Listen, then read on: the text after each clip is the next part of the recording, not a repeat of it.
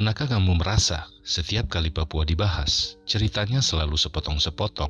Ada yang bicara tentang konflik, ada yang bicara tentang pembangunan, ada yang bicara tentang sejarah integrasi. Tapi jarang sekali kita duduk tenang dan melihat keseluruhannya. Video ini tidak untuk memprovokasi, tidak pula untuk memihak, tapi untuk mencoba melihat sejarah Papua secara lebih utuh. Karena tanpa memahami sejarahnya, kita akan terus salah memahami realitasnya.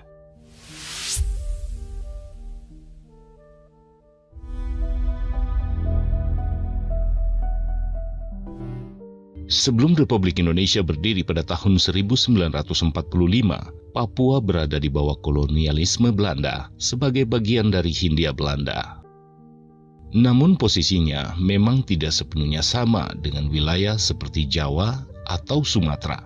Sejak abad ke-17, wilayah Papua sebenarnya sudah masuk dalam klaim kekuasaan Belanda melalui VOC. Tetapi kontrol efektif Belanda atas pedalaman Papua baru benar-benar diperkuat pada akhir abad ke-19 hingga awal abad ke-20. Salah satu tonggak pentingnya adalah pembentukan administrasi kolonial di wilayah yang disebut Nederlands New Guinea pada tahun 1898. Berbeda dengan Jawa yang menjadi pusat ekonomi kolonial, Papua lebih lama dianggap sebagai wilayah terpencil.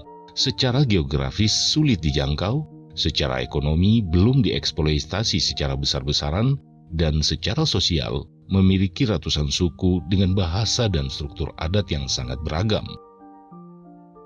Memasuki awal abad ke-20, Belanda menjalankan apa yang dikenal sebagai politik etis, sebuah kebijakan yang secara resmi bertujuan membalas budi kepada penduduk pribumi melalui pendidikan dan pembangunan terbatas.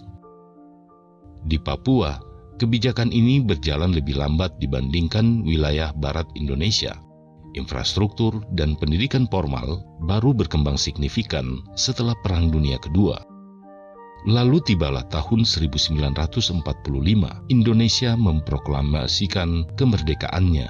Namun secara de facto, Belanda berusaha kembali menguasai wilayah bekas Hindia Belanda, termasuk Papua.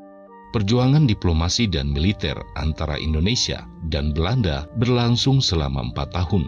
Hingga akhirnya pada tahun 1949 melalui konferensi meja bundar KMB di Den Haag, Belanda mengakui kedaulatan Republik Indonesia Serikat. Namun ada satu pengecualian besar, Papua tidak langsung diserahkan, statusnya ditunda. Belanda berargumen bahwa Papua memiliki perbedaan etnis, budaya, dan perkembangan politik yang berbeda dari wilayah Indonesia lainnya. Mereka menyatakan bahwa Papua perlu dipersiapkan menuju penentuan nasib sendiri secara terpisah. Di sisi lain, pemerintah Indonesia berpendapat bahwa seluruh bekas wilayah Hindia Belanda, termasuk Papua, adalah bagian sah dari Republik Indonesia berdasarkan prinsip uti possidetis juris, batas wilayah negara baru mengikuti batas administratif kolonial sebelumnya.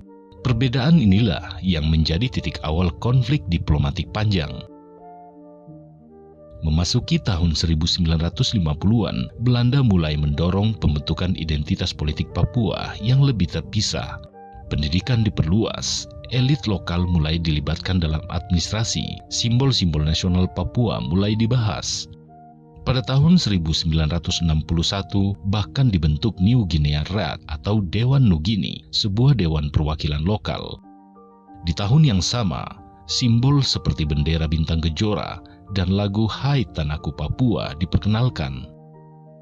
Belanda menyatakan bahwa mereka sedang mempersiapkan Papua menuju kemerdekaan dalam jangka waktu tertentu. Namun di Jakarta, situasi dipandang berbeda. Presiden Soekarno melihat langkah Belanda sebagai bentuk neokolonialisme, upaya mempertahankan pengaruh kolonial di wilayah yang secara historis dianggap bagian dari Indonesia. Ketegangan meningkat, diplomasi memanas, dan Papua perlahan berubah dari isu kolonial menjadi isu geopolitik internasional, terutama di tengah konteks Perang Dingin. Amerika Serikat, Uni Soviet, dan negara-negara Asia Afrika mulai memperhatikan apa yang awalnya terlihat sebagai sengketa bilateral antara Indonesia dan Belanda perlahan menjadi bagian dari permainan global yang lebih besar. Dan dari sinilah babak berikutnya dimulai. Bukan lagi sekedar perdebatan sejarah, tapi tarik-menarik kekuasaan internasional yang akan menentukan masa depan Papua.